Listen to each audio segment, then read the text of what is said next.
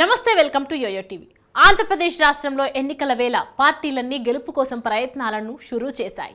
ప్రత్యర్థులను ఓడించేందుకు కొత్త వ్యూహాలను అమలు చేస్తున్నాయి. ఓవైపు అధికార పార్టీ, మరోవైపు టీడీపీలు పోటాపోటీగా ఎత్తుకు పై ఎత్తులు కూడా వేస్తున్నారు. అయితే 2019లో ఎన్నికల సమయంలో వైసీపీకి కనిపించిన వేవ్ ఈసారి కనిపించడం లేదు. కానీ టీడీపీలో జరుగుతున్న తాజా పరిణామాలను బట్టి చూస్తే మాత్రం ఎన్నికల సమయానికి మునుపెన్నడూ లేనంతగా పుంజుకుంటుందని అంటున్నారు.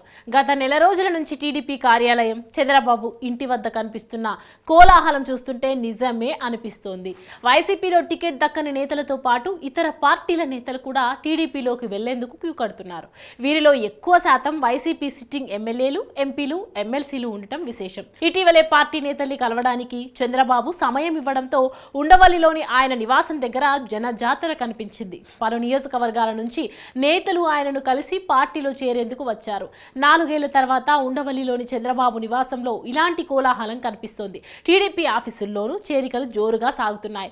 దీంతో టీడీపీ సైతం ఆపరేషన్ ఆకర్ష్ పేరుతో వైసీపీ నేతలను పార్టీలో చేర్చుకునే కార్యక్రమాన్ని ముమ్మరం చేసింది. అయితే ఇక్కడ ఓ డౌట్ రావచ్చు. బుధవారమే పార్టీ నాయకులతో మాట్లాడిన చంద్రబాబు ఇక వైసీపీ నేతలను చేర్చుకునేది లేదని తెగేసి చెప్పారు. అంతేకాదు చాలా మంది టచ్ లో ఉన్నారని, కానీ వారిలో కొందరికి మాత్రమే అవకాశం ఇస్తామని తేల్చి చెప్పారు.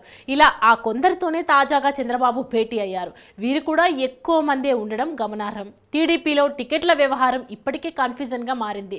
దీంతో కొత్త వారిని చేర్చుకుంటే ఇబ్బందులు మరింతగా పెరిగే ఛాన్స్ కూడా ఉందని చంద్రబాబు గమనించారు.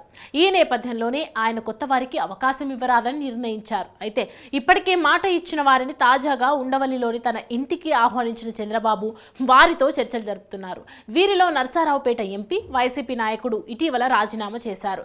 లావు శ్రీకృష్ణదేవరాయలు ఉన్నారు. చంద్రబాబును ఉండవల్లిలోని నివాసంలో నరసరావుపేట ఎంపీ లావు శ్రీకృష్ణదేవరాయలు తాజాగా భేటీ అయ్యారు. టీడీపీలో చేరితే ఆయనకు సిట్టింగ్ పేట టికెట్ కన్ఫర్మ్ చేయడం ఖాయమని తెలుస్తోంది. ఈ క్రమంలో ఆయన తన అనుచరులతో కలిసి చంద్రబాబుతో భేటీ అయ్యారు.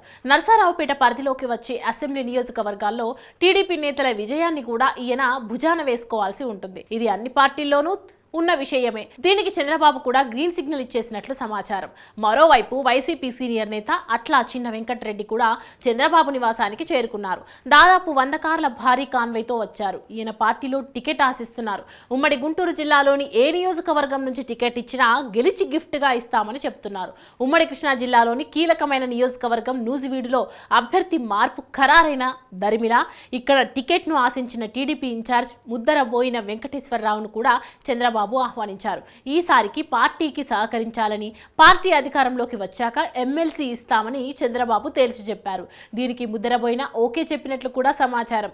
ఇక్కడ నుంచి వైసీపీ నాయకుడు, ప్రస్తుత పెనమలూరు ఎమ్మెల్యే కొలుసు పార్థసారథిని పార్టీ దాదాపు ఖరారు చేసింది.